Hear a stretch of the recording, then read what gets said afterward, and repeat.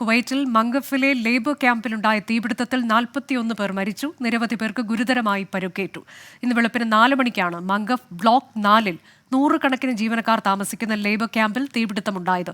കാര്യങ്ങൾ സൂക്ഷ്മമായി നിരീക്ഷിച്ചു വരികയാണെന്നും ആശുപത്രികളിൽ ആവശ്യമായ സൗകര്യമൊരുക്കിയതായും ആരോഗ്യ മന്ത്രാലയം അറിയിച്ചു.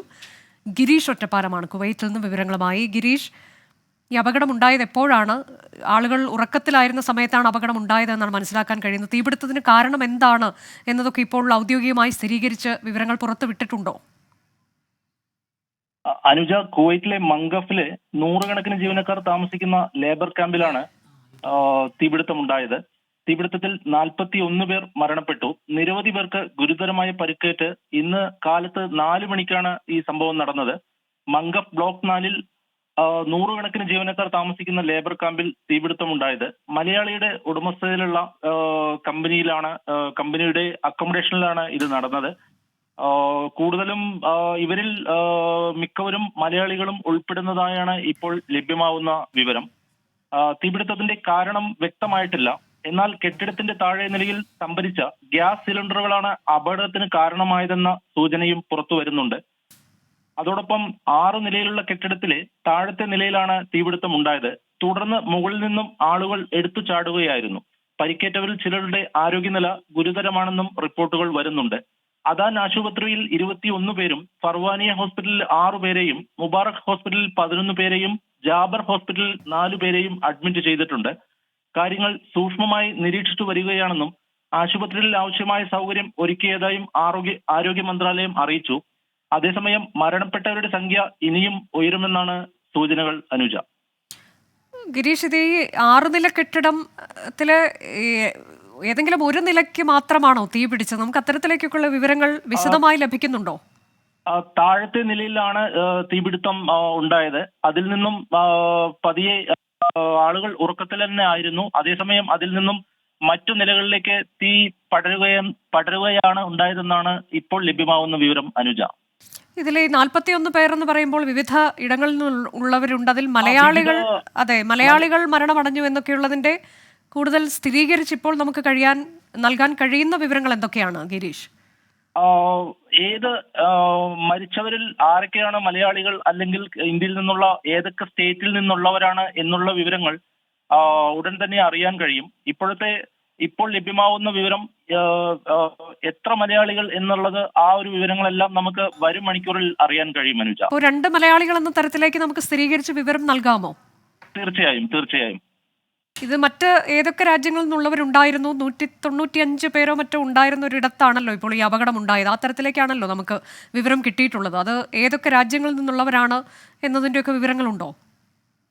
ഏതൊക്കെ രാജ്യങ്ങളിൽ നിന്നാണ് ഇവർ ഉള്ളതെന്ന് ഉൾപ്പെടെയുള്ള വിവരങ്ങൾ ഇപ്പോൾ ലഭ്യമാവാത്തതിന്റെ കാരണം, ആ ഒരു അന്തരീക്ഷത്തിൽ അവരുടെ ഫിംഗർ പ്രിന്റ് ഉൾപ്പെടെയുള്ള വിവരങ്ങൾ പരിശോധിച്ചു വരുന്നതിന്റെ അടിസ്ഥാനത്തിലാണ് നമുക്ക് ഏത് രാജ്യക്കാരാണ് അവരുടെ മറ്റു ബാക്കിയുള്ള വിവരങ്ങൾ ലഭ്യമാവുകയുള്ളൂ. തീ ഇപ്പോൾ പൂർണ്ണമായിട്ടും നിയന്ത്രണ വിധേയമാക്കിയിട്ടുണ്ടോ? തീ ഇപ്പോൾ പൂർണ്ണമായും നിയന്ത്രണ വിധേയമാക്കിയിട്ടുണ്ട്.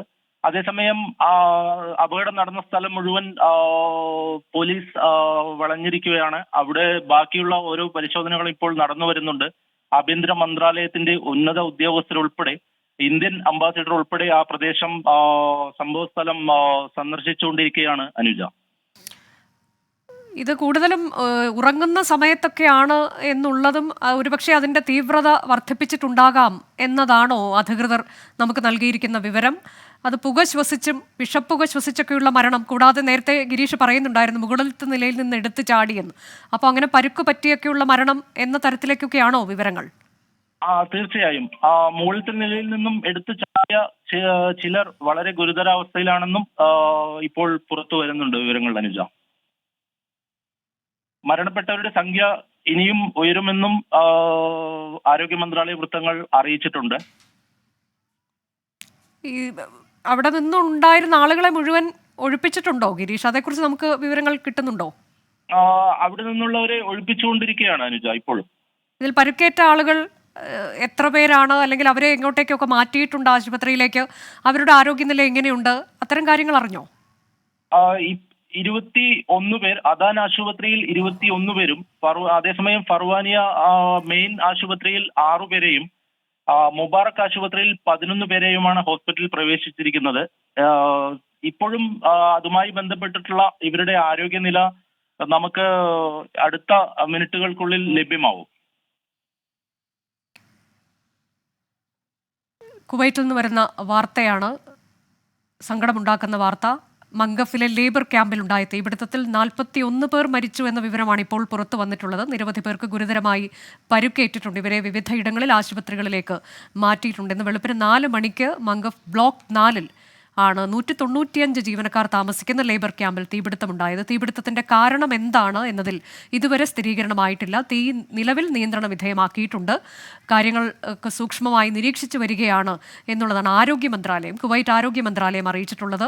ആവശ്യമായ സൗകര്യം ആശുപത്രികളിൽ ഒരുക്കിയിട്ടുണ്ട്. ഇതിൽ മലയാളികളും മരിച്ചവരിൽ ഉൾപ്പെടുന്നുണ്ട് എന്നതാണ്. 2 മലയാളികൾ എന്ന കണക്ക് നിലവിൽ നമുക്ക് ലഭിച്ചിട്ടുണ്ട്. വിവിധ രാജ്യങ്ങളിൽ നിന്നൊക്കെ വന്ന് താമസിക്കുന്ന ആളുകളാണ് അവിടെ ഉണ്ടായിരുന്നത്. പുക ശ്വസിച്ചും അതുപോലെ മുകളിലത്തെ നിലയിൽ നിന്ന് താഴേക്ക് ചാടുമ്പോൾ പരുക്കേറ്റുമൊക്കെയാണ് കൂടുതലും മരണം സംഭവിച്ചിട്ടുള്ളത് എന്നതാണ്. ഏതായാലും ഏറ്റവും ദുഃഖമുണ്ടാക്കുന്ന ഒരു വിവരമാണ് കുവൈറ്റിൽ നിന്ന് വരുന്നത്. ലേബർ ക്യാമ്പിലുണ്ടായ തീപിടുത്തത്തിൽ ആണ് ഇത്രയധികം പേരുടെ മരണമുണ്ടായത്.